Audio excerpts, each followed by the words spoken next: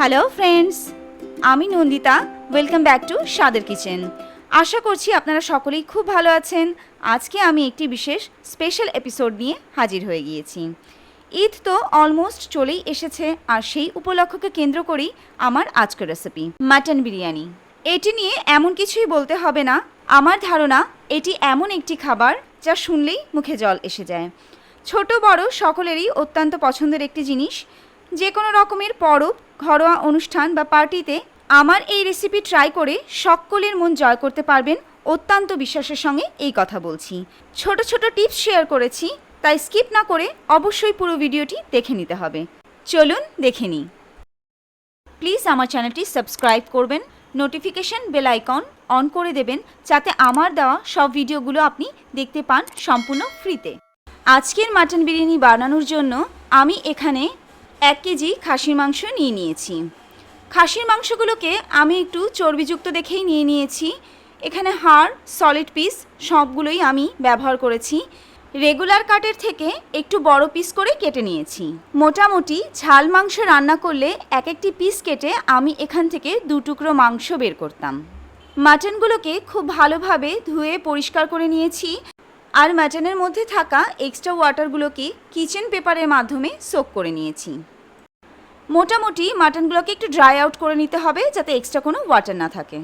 দেখতেই পাচ্ছেন মাটনের মধ্যে থেকে কিন্তু কোনো রকম এক্সট্রা জল নেই। এবার মাটনগুলোকে ম্যারিনেশন করে নেওয়ার জন্য একটি মশলা তৈরি করে নেব।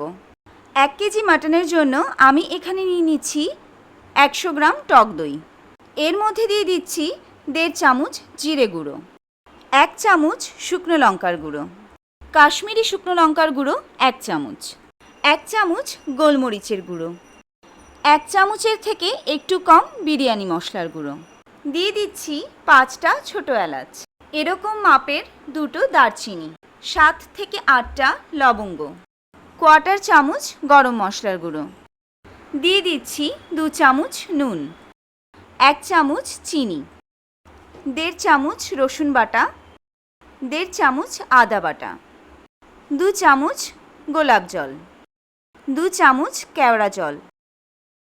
এবার একটি চামচের সাহায্যে সব মশলাগুলোকে খুব ভালোভাবে মিশিয়ে নিতে হবে। ফ্রেন্ডস, এখানে আমি যেই বিরিয়ানি মশলা ব্যবহার করেছি সেটি আমার ঘরেই বানানো। এটা নিয়ে আমার চ্যানেলে অলরেডি একটি ভিডিও আপলোড করা আছে। ডেসক্রিপশন বক্সে আমি লিংক দিয়ে রাখলাম, আপনারা কাইন্ডলি একটু চেক করে নেবেন।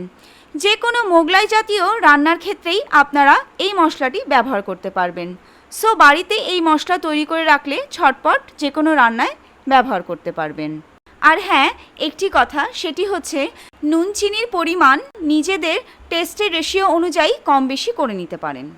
এবার মশলাগুলো মাটনের মধ্যে সব দিয়ে দিচ্ছি।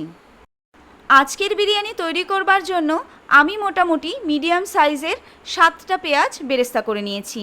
তার মধ্যে 5টা পেঁয়াজের বেরেস্তা আমি হাত দিয়ে গুঁড়ো করে এখানে ইউজ করলাম, আর বাকিগুলো পরে ব্যবহার করব।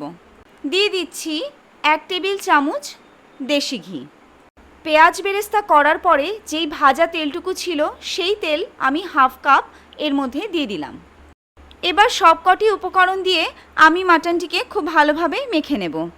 মেক শিওর যে মাটনের প্রত্যেকটি কোনায় কোনায় মশলাগুলো যেন ভালোভাবে মিশে যায়। আমি এখানে যে যে মশলাগুলো ব্যবহার করেছি সবগুলোই ডেসক্রিপশন বক্সে পরিমাণ সহ দেওয়া থাকবে। বেটার আন্ডারস্ট্যান্ডিংয়ের জন্য আরেকবার চেক করে দেখতে পারেন। বিরিয়ানি মূলত পুরোটাই স্টেপ বাই স্টেপ প্রিপারেশন, তাই এগুলো রেডি করে নিয়ে তারপর রান্নাটি করতে হবে। আমি যেভাবে যাচ্ছি একের পর একটি করে, আপনারাও আশা করছি সেইভাবেই ফলো করবেন। তাই যা যা প্রয়োজন পুরো রান্নাটা বসাতে সব কিছুই আমরা আগে থেকে প্রিপারেশন করে নেব, যাতে করে সব কিছু আমাদের হ্যান্ডি থাকে। তার ফলে যখন বিরিয়ানি বসাবো সব কিছুই যেন হাতের কাছে রেডি থাকে। এবার ঢাকনা চাপা দিয়ে এভাবেই 2 থেকে 2.5 ঘন্টার জন্য রেস্টে রেখে দেব। আর যদি হাতে সময় থাকে সেক্ষেত্রে ওভারনাইটও এইভাবে ম্যারিনেশন করে ফ্রিজে রেখে দিতে পারেন। সেক্ষেত্রে মাটন আরও বেশি জুসি আর টেস্টি হবে।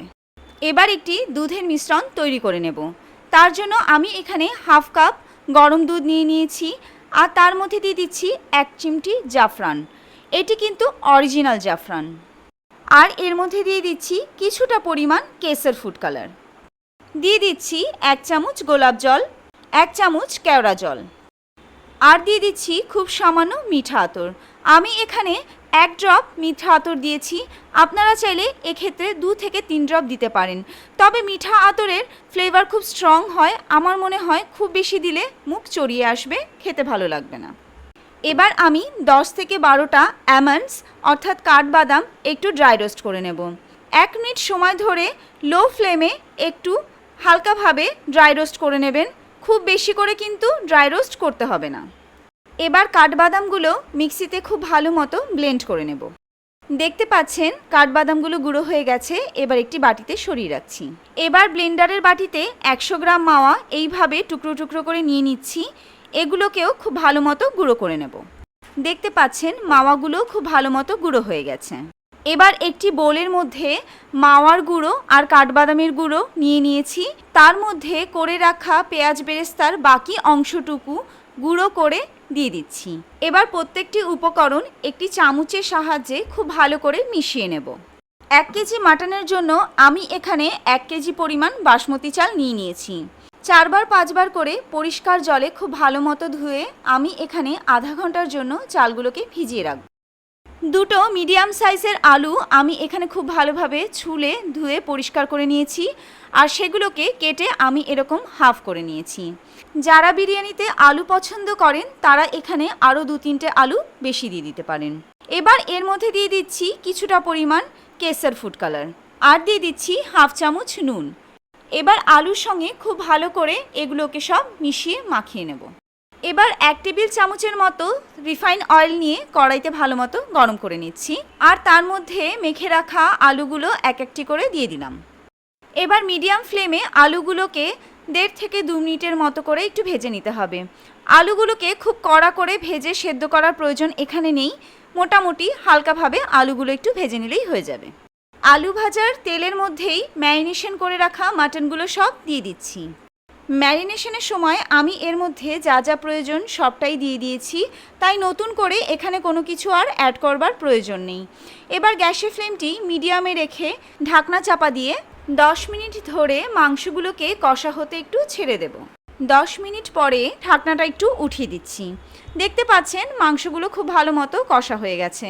মাঝখানে অবশ্য 1-2বার ঢাকনা উঠিয়ে আমি একটু নেড়ে দিয়েছিলাম। দেখতে পাচ্ছেন মাটনগুলো থেকে তেল ছেড়ে দিয়েছে আর খুব সুন্দর কষা হয়ে গেছে। ভেজে রাখা আলুগুলো এবার মাটনের মধ্যে দিয়ে খুব ভালো করে নেড়েচেড়ে মিশিয়ে নিচ্ছি। এবার আমি এর মধ্যে 2 কাপ গরম জল দিয়ে দিচ্ছি। এবার জলের সঙ্গে মাটনটা খুব ভালো করে মিশিয়ে নিলাম, আর 40 থেকে 45 মিনিট টাইম ধরে আমি এখানে লো ফ্লেমে মাটনটাকে ঢেকে ঢেকে রান্না করে নেব। যেহেতু আমি এখানে কড়াইতে রান্না করছি তাই একটু সময় বেশি লাগবে, আর মাটনের পিসগুলো অনেকটাই বড়, কিন্তু বিরিয়ানির মাটন সবসময় খুবই সফট হয়, তাই এখানে সময় নিয়ে ধৈর্য ধরে মাটনটা রান্না করে নিতে হবে। তবে যাদের হাতে সময় কম তাদের ক্ষেত্রে বলছি, তারা প্রেসার কুকারে পছন্দ মতো সিটি দিয়ে মাংসটিকে রান্না করে নিতে পারেন। এবার ঢাকনা চাপা দিয়ে লো ফ্লেমে 30 মিনিটের জন্য এইভাবেই রেখে দেব। এবার 30 মিনিট পরে ঢাকনা আমি উঠিয়ে নিচ্ছি, আর মাটনের মধ্যে যেই আলুগুলো ছিল সেগুলি অলরেডি নরম হয়ে গেছে, তাই আমি আলুগুলো একটু উঠিয়ে সাইড করে রেখে দিচ্ছি। এবার মিডিয়াম ফ্লেমে আমি আরও 10 মিনিট এইভাবেই মাটনটিকে রেখে দিচ্ছি, তাতে মাটনের মধ্যে যেই এক্সট্রা ওয়াটার রয়েছে সেগুলো খুব ভালো মতো শুকিয়ে যাবে। দেখতে পাচ্ছেন মাটন কিন্তু খুব ভালো মতো শুকিয়ে গেছে।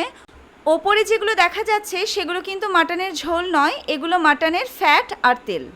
মাটন রান্না হয়ে গেছে, এবার আমরা ভাতটা রেডি করে নেব।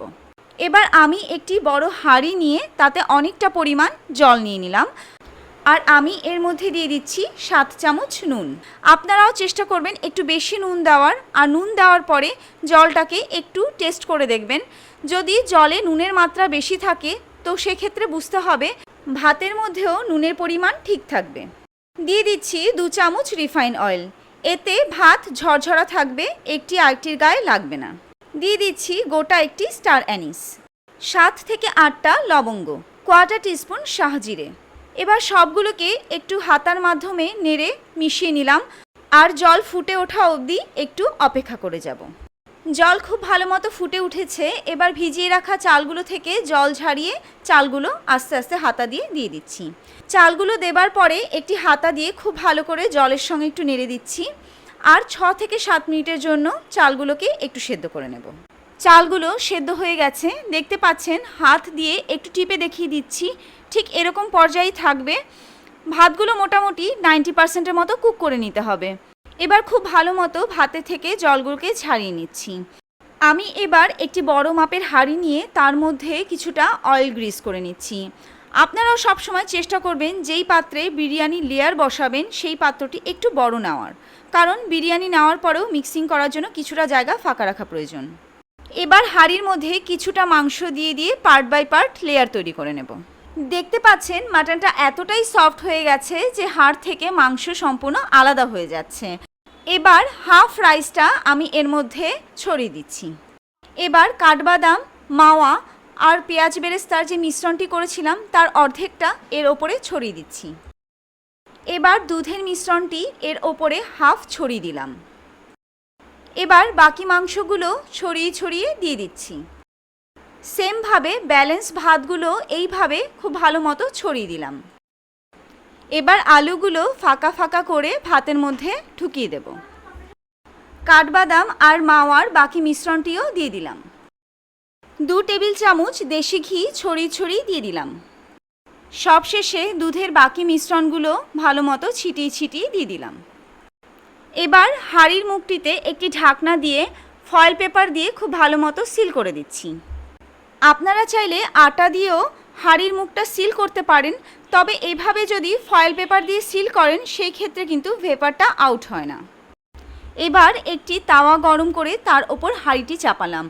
তার ওপরে খুব ভারী একটি শিলনোড়া আমি চাপা দিয়ে দিচ্ছি। আপনারা চাইলে যে কোনো ভারী জিনিস চাপা দিয়ে রাখতে পারেন। এবার হাই ফ্লেমে 3 থেকে 4 মিনিট এইভাবে রেখে দেব, আর গ্যাসের ফ্লেমটি লো করে 15 মিনিটের জন্য এইভাবেই ছেড়ে দেব। 15 মিনিট পরে ফয়েল পেপার সরিয়ে দিয়ে ঢাকনাটা সরিয়ে দিচ্ছি। দেখতে পাচ্ছেন বিরিয়ানি ফুল রেডি হয়ে গেছে। এবার হালকাভাবে বিরিয়ানি মিশিয়ে গরম গরম সার্ভ করে নেব। আশা রাখছি অবশ্যই বাড়িতে ট্রাই করবেন, আর রেসিপিটি ভালো লাগলে একটি লাইক দেবেন, কারণ আপনার একটি লাইক আমাকে অনেক বেশি মোটিভেট করে সাহস যোগাবে যাতে ভবিষ্যতে আরও অনেক টেস্টি ডিশ প্রেজেন্ট করতে পারি। ভালো থাকবেন, সুস্থ থাকবেন, ধন্যবাদ।